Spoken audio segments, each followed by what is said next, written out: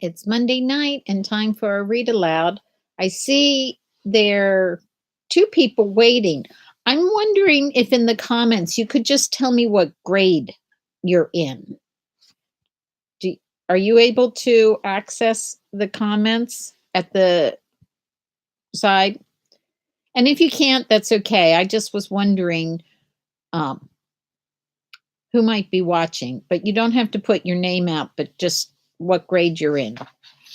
So um, tonight we're still a little before 7:30, so I want to wait until 7:30 in case anybody else is joining then. um, the story tonight is about having a pet. When I was in elementary school, we had a guinea pig as a pet, and then I guess I was about junior high age. We had a cat, and the cat's name was Princess. And then when I was in college, my parents got a dog named Sandy. And after I got married and we had kids, then we had a hamster for a while, and we had some goldfish, and we did have a dog named Jasmine for about 13, 14 years. But right now I don't have any pets, partly because when I go traveling, it's hard to know what to do with a pet and who can take care of it and feed it and just be responsible. So we don't have any pets at our house right now, but I have had pets in the past. And I can't say what, I always loved cats, and I always thought that having a cat would be the best thing, and having a cat was wonderful, but having dogs was also a lot of fun too. So, it is 7:30, so we're going to get started with Who Wants Arthur? And it's by Amanda Graham, and the pictures are by Donna Janelle. So, Who Wants Arthur?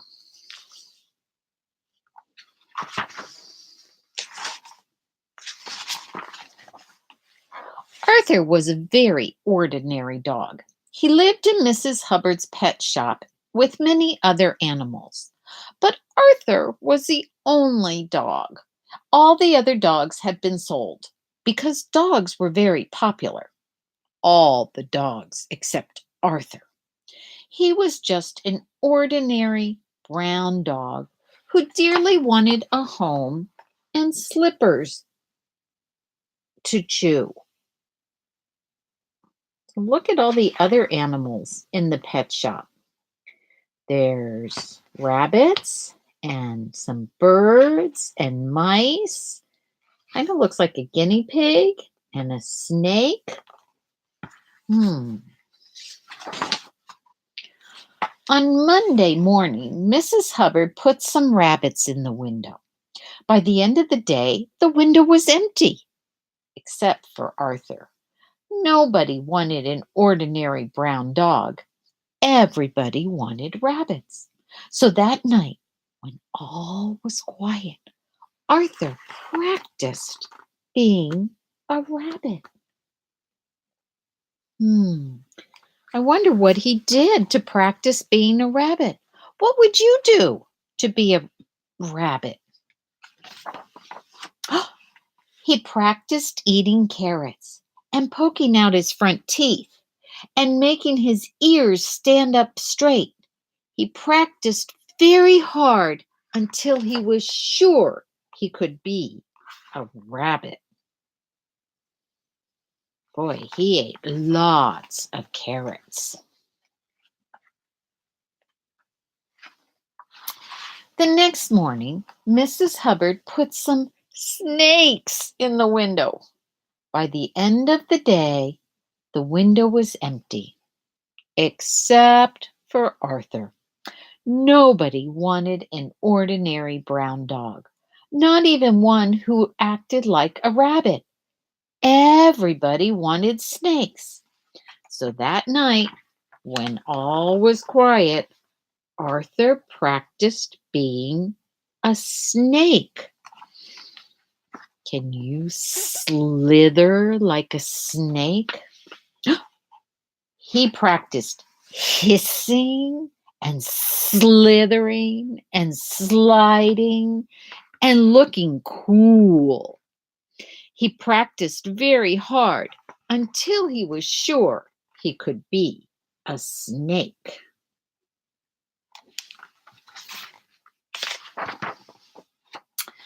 The next morning, Mrs. Humbird put some fish in the window. By the end of the day, the window was empty, except for Arthur. Nobody wanted an ordinary brown dog, not even one who acted like a rabbit and a snake. Everybody wanted a fish. So that night, when all was quiet, Arthur practiced being a fish. Can you make a fish face? He practiced swimming and blowing bubbles and breathing underwater. He practiced very hard until he was sure he could be a fish. He must have looked pretty funny.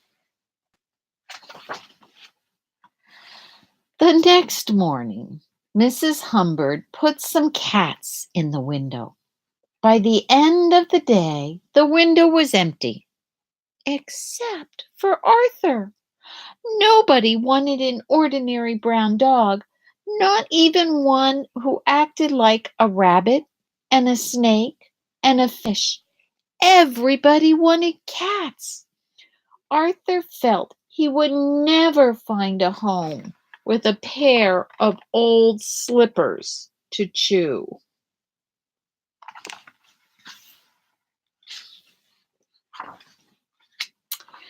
The next morning, Mrs. Humber put the rest of the pets in the window.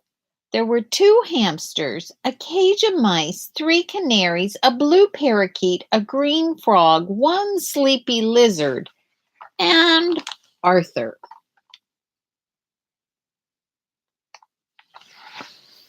Uh-oh, what's going to happen? Arthur jumped on lily pads, squeaked and nibbled cheese, purred, croaked, and even tried to fly. By the end of the day, the window was empty, except for Arthur.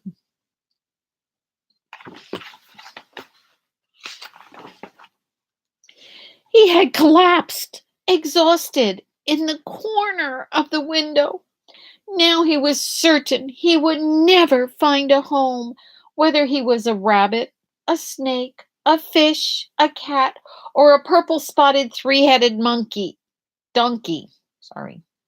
Arthur decided he might as well just be an ordinary brown dog.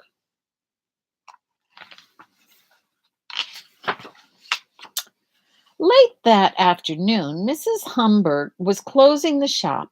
A man came in with his granddaughter. "Excuse me," he said. "Melanie tells me that you have a rather extraordinary dog who performs all sorts of tricks." "The only dog I have," replied Mrs. Humbird, "is Arthur."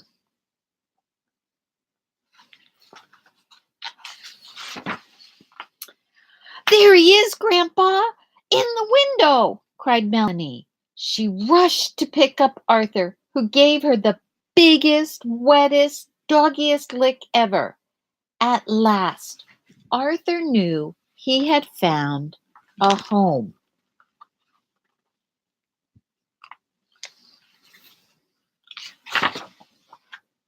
With a pair of old slippers to chew.